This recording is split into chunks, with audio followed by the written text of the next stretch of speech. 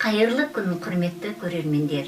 Ескелді ауданы Алдабергенов ауылындағы Кеңес одағының батыры Матай Байысов атындағы тарихи өлкетану мұражайына қош келдіңіздер. Мектеп мұражайы 2018 жылы 18 мамырда ашылды. Қазіргі таңда мұражайда мектеп оқушылары мен ауыл тұрғындарының көмегімен жинақталған 1300-дей жәдігер бар. Мұражай 9 экспозициялық бөлімнен тұрады. Енді сіздерді осы мұражайға виртуалды саяхатқа шақырамын. Бірінші экспозиция Алдабергенов ауылының тарихы мен шаруашылығы туралы сыр шертеді. Шұбар ауылының іргетасы 1855 жылы қаланған. 1950 жылы Шұбар аты өзгеріп, Жаңаталап деп қойылды. 1952 жылы Сталин атындағы колхоз болып өзгертіледі. Ал 1962 жылы шаруашылық 22-ші партиз атындағы колхоз деп аталды. 1977 жылы Нұрмолда Алдабергеновтің есімі берілді. Заманның қиындығына қарамастан, бәріне төтеп беріп, осы жерұйықтың еңбеккерлері ауылдың әлеуметтік экономикалық өркендеуіне зор үлестерін қосты. 1940 жылдары әр гектардан орта есеппен 450 центнерге дейін қант қызылшасын алды. Қосақ өзенінің суын пайдаланып, Жетісу жеріндегі тұңғыш су электр станциясын салды. 1983 жылы Алдабергенов ауылында 20 социалистік еңбек мен Совет одағының батыры Матай Байысовтың құрметіне батырлар аллеясы тұрғызылды. 300-ден астам озаттар ордендермен, медальдармен марапатталды. Республиканың ауыл шаруашылық еңбек сіңген қызметшісі атағын алды. Шаруашылық бірнеше рет бүкіл одақтық, республикалық, облыстық жарыстарда жеңімпаз атанды. Жоғарғы көрсеткіштері үшін бірнеше рет СССР халық шаруашылығы жетістіктері көрмесінің алтын медальдарымен марапатталды.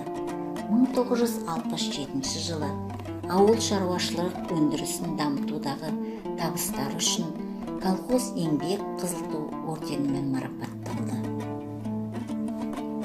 Этнография экспозициясына ауыл тұрғындары қолданған тұрмыстық көне бұйымдар, ер-тұрман, келі-келсап, орыс халқының жебе иіретін құрылғысы, тас диірмен, ұршық, әшекей бұйымдар, радиолалар, музыкалық аспаптар, қолданыста болған ақшалар, қалқан, дулығалар қойылған.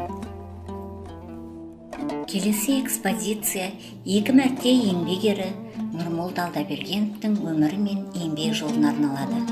Нұрмолда Алдабергенов 1906 жылы 20 желтоқсанда Малайсары ауылында дүниеге келді. 1928 жылы Түркістан Сібір құрылысына аттанды. 1930 жылы Шұбарға келіп, Жаңаталап колхозына мүше болып кіреді. Алғашқыда бақташы, содан кейін бригадир болып еңбек етті. 1936 жылы мамыр айында Нұрмолда Алдабергенов колхоз бастығы болды. Қысқа мерзім ішінде шаруашылықты алдыңғы қатарға алып шығып, өзінің қабілетті басшы екенін көрсетті. Нұрмолда Алдабергенов 1942 жылы майданға аттанып, 1945 жылы аман-есен оралып, Жаңаталап колхозының председательдік қызметін жалғастырды. Колхоз шаруашылығын алдыңғы қатарға алып шықты. 1948 жылы Нұрмолда Алдабергеновке Ленин орденімен орақ пен балға алтын медаль қоса тапсырылып, социалистік еңбек ері атағы берілді. 1952 жылы Қазақ СССР социалистік мал шаруашылығының еңбек сіңірген құрметті шебері және Қазақ СССР социалистік егін шаруашылығының еңбек сіңірген шебер деген атақтар берілді. 1958 жылы социалистік еңбек ері атағы екінші рет беріліп, ауылда қола бейнесі орнатылды. Сонымен бірге 2 мәрте Ленин орденімен, еңбек қызыл ту орденімен, СССР бүкіл одақтық халық шаруашылығы жетістіктер көрмесінің үлкен алтын және 5 кіші қола медальдермен, басқа да медальдармен марапатталды. 1962 жылдан 1964 жылға дейін Еркін селолық советінің председателі болды. Киров ауданындағы Карл Маркс атындағы колхозды басқарды. Халқымыздың бір туар ұлы Бауыржан Момышұлы мен Сәбит Мұқановпен жақын дос болды. 1957 жылы Каирде өткен Азия және Африка елдері ынтымақтастығының халықаралық конференциясына делегат болып сайланды. Нұрмолда Алдабергенов 1967 жылы қараша айында дүниеден өтті. 1970 жылы Киров ауданындағы Мұқыр ауылында Нұрмолда Алдабергеновке ескерткіш орнатылды. Дала академигінің Алматыдан колхозға ақша тасыған шабаданы, машинасына орнатқан теледидары, рация құралы мұражайымыздың құнды жәдігерлері. Көше сайын ері бар алтын жұлдыз тағынған деп ақын Темірғали Рүстембеков жырлағандай, ауылымыздың 20 еңбек ері ауыл мақтанышы. Нұрмолда Алдабергенов басқарған шаруашылықта 1948 жылы колхозшылардың ерен еңбегі жоғары бағаланып, 8 қызылшаға еңбек ері атағы берілді. Ерен еңбектері үшін 1950 жылы 14 артель мүшесіне тағы да еңбек ері атағы берілді. Мектеп оқушылары еңбек ерлері туралы іздену зерттеу жұмыстарын жүргізіп, мәліметтер жинақтады. Келесі экспозициялық бөлім мектебіміз атымен аталатын Кеңес одағының батыры Матай Байысовқа арналады. Матай Байысов 1903 жылы дүниеге келген. 39 жасында соғысқа өз сұранып, 1942 жылы қазан айында аттанды. Воронеж әскерінің 136 дивизиясы 342 атқыштар полкі пулеметшілерінің бөлімінің командирі болды.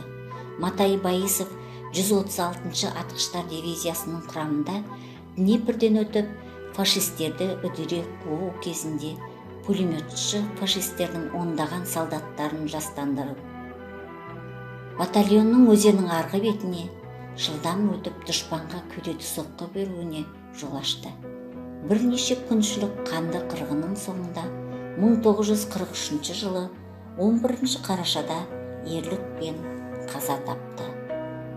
Осы әйгілі ерлігі үшін пулеметші Матай Байысовқа 1944 жылы 10 қаңтарда Кеңес одағының батыры атағы берілді. Экспозициядағы әр суреттің өз тарихы бар. Жыл сайын жеңіс күні қарсаңында Днепрдің бойындағы Черняховка селосында ТМД-ның түпкір-түпкірінен жүздеген адам жиналады. Бұл бауырластар зиратында Днепрді алу кезінде мерт болған 725 отан жауынгерлері жатыр деген жазу бар. Олардың ішінде Кеңес одағының батыры, қазақ халқының даңқты ұлы Матай Байысовтың да есімі бар. 1973 жылы Матай Байысовтың жары Ұлбала апа балаларын алып зират басына барып, гүл шоғын қойып, елден әкелген бір уыс топырағын салып, бас иіп қайтқан. Мына суретте көріп отырған егістік даласында алапат соғыс болған екен. Кейін 1947 жылы егін егу үшін жер жыртқанда топырақ астында қалып қалған миналар жарылып, адамдар мертігіпті. Соғыста қаза болғандардың сүйектерін осы жерден бүкіл ауыл боп теріп, орталықтағы бауырластар зиратына қазып жерлеген екен. Матай Байысовты гильзиясының ішінен табылған бір шеті күйген партия билеті арқылы анықтаған. Черняхов селосындағы мектепке де Матай Байысов аты берілген екен. Мектеп алдында қойылған тақта тасты сол мектеп мұғалімдері мен оқушылармен түскен суреттерден көріп отырсыздар. Кезінде осы мектеппен біздің мектеп оқушылары хат алысып тұрған. Мына алдарыңыздағы хаттар соның куәсі. Мектеп мұғалімі, жазушы Мұхамеджан Мұрзақұловтың өз қолымен жазған Байысов туралы естелік қолжазбасы сақталған. Батырдың соңғы хатының көшірмесі, Матай Байысовтың ерлігі туралы жазылған 1944 жылғы газеттің көшірмесі сақталған. Матай атамыз өте шебер адам болған екен. мына өз қолымен жасаған тігін машинасының қақпағын өте құнды жәдігеріміз деп санаймыз. Оны Батыр атамыздың келіні көзі тірісінде Тұрсын апай мұражайымызға тарту еткен. Батыр атаның қызы Зейнеп мұражайымызға тарту еткен кітаптарында Матай Байысовтың ерлігі туралы жазылған. Бейбіт күнде қанды соғысқа қатысқан ауған соғысы ардагерлерінің де ерлігі, отанымыздың даңқы, ерлік пен қаһармандық даңқы. Келесі экспозицияда соғыстан аман оралған ардагерлер мен тыл еңбеккерлерінің суреттері мен құжаттарын көріп отырсыздар. Әскер билеттері, хаттары, басқа да құнды құжаттар осы жерде сақталған. Жауынгер шлемі, әскери бас киімдер, противогаз, көптеген сыр шертеді. Келесі экспозиция мектеп тарихына арналады. 1987 жылы Жетісу өңірінде уездік Қапал қалашығында 2 жылдық Қапал ауыл шаруашылық мектебінің іргетасы қаланған. Осы аталмыш мектеп 1907 жылы уездік Қапал қалашығынан қазіргі Жастар деп аталатын елді мекенге көшіріліп, 2 жылдық Шұбар ауыл шаруашылық мектебі болып қоныс тебеді. Кейіннен 1909 жылы бұл мектеп жабылып, Шұбар ауылынан көшіріледі. 2 сыныптық Шұбар ауылдық мектеп болып ашылады. Сол жылдары мектеп көшпелі, халықтық тұрмыс жағдайына икемделген киіз үйге орналасып, байлар мен ауқатты адамдардың балалар оқиды. 1920 жылы Шұбарда ауылдық 2 жылдық мектебі, 4 жылдық кедей шаруа балаларының мектебі ШКМ болып қайта ұйымдастырылды. Мектептің алғашқы меңгерушісі болып Бітебаев Оспан тағайындалады. 1924 жылы бұрынғы мектеп үйіне жалғастыра саманнан жасалған 6 бөлмеден тұратын қосымша мектеп үйі салынып іске қосылады. 1937 жылы пайдалануға беріледі. Осы жылы Шұбар 4 жылдық мектеп, 7 жылдық орталау мектеп болып қайтадан ұйымдастырылады. Мектеп жанындағы жетім жартылай жетімек балалар үшін 140 төсек орынға арналған пансионат, интернат жатақханасы, асхана, қоймалар салынады. 1935-36 оқу жылына беріледі де, Алматыдан жетім балалар үйі көшіп әкелінеді.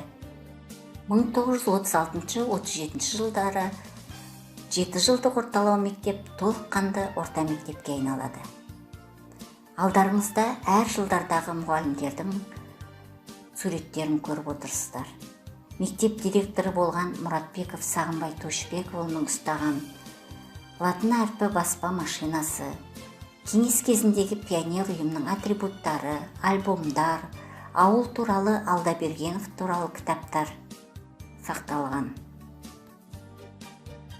Табысты түлектер бөлімінде әр салада табысқа жеткен мектеп түлектері туралы мәлімет алуға болады.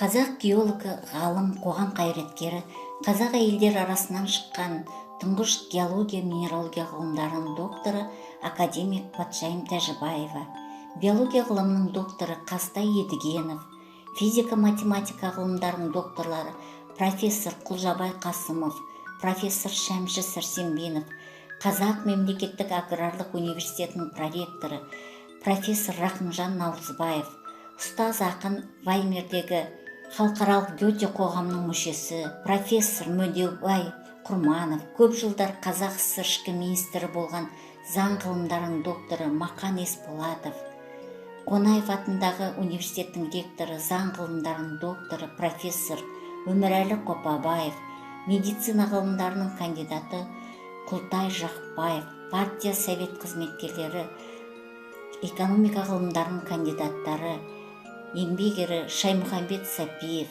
Кеңес Жандыбаев, Ораз Құлманбетов, Стахан Қожахметов. Көп жылдар бойы Қазақ ССР мәдениет министрі болған Жексенбек Еркінбаев, Қазақтың Жамбыл атындағы филармониясының директоры Әуденбай Дауытбаев, Қазақ ССР халық артисі Сара Тыныштығұлова, Ұзақбай Доспанбетов, Қазақстанның еңбек сіңірген әншісі Ғалия Тәженова, әнші актер Жанабеков Олжас, қазір Абай Олжас, генерал Имандосов Сабыр, полковник Тлеубаев, Асанбеков, Мұратбеков Қанат, Асанов Серік, подполковник Көшенов Леглек. Міне осы аталғандардың барлығы да мектебіміздің табысты түлектері. Осындай тарихы тереңде жатқан 21 батыр отаны атанған киелі өлкемізді сан қырынан зерттеп, іздену зерттеу жұмыстарын ары қарай жалғастырып, тың деректер жинап, мұражайымызды құнды жәдігерлермен толықтырып, рухани құндылықтарымызды арттыру басты мақсатымыз. Назарларыңызға рахмет.